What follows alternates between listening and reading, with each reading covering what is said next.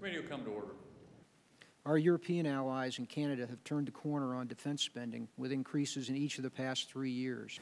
Russia is carrying out a campaign of destabilization to change the international order, fracture NATO, and undermine U.S. leadership around the world. At sea, on land, and in the air, Russia's increasingly modernized military is operating at levels not seen since the Cold War. At the same time, Russia is using indirect activities to advance its strategic objectives.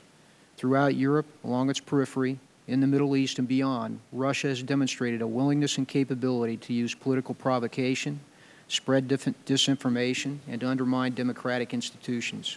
I want to ask a question about this chemical weapon assassination attempt in Britain. At least as far as I know, this particular weapon that was used has only been made by the Russians. And this morning in the Washington Post, the British Foreign Secretary writes that it's part of a pattern of reckless behavior, the common thread that joins the poisonings in Salisbury with the annexation of Crimea, the cyber attacks in Ukraine, the hacking of Germany's parliament, and Russian interference in foreign elections is the Kremlin's reckless defiance of essential international rules. My question is, do you agree with that statement, that this is a pattern of behavior that has in common the reckless defiance or maybe even the attempt to undermine international rules? Do you agree with that, and do our NATO allies agree with that? Chairman, I agree that it represents Russia's consistent disregard for international rules and norms, each of those incidents that you talked about. You'll note in this specific incident with the nerve agent that NATO has said that they stand by their ally UK and believe it's highly likely that Russia was complicit in this attack.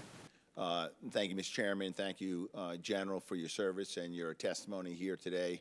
Appreciated the opportunity to ask questions in a classified setting yesterday. We also believe that it's highly likely that they're complicit with the chemical weapons use, and we stand by our ally, and we support their efforts to fully determine who the responsible parties were and hold them accountable.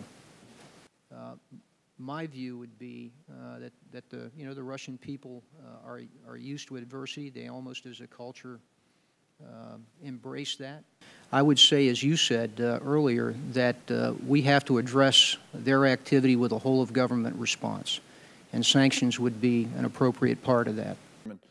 General, could you briefly give us an idea of what the capacity is on the Russian side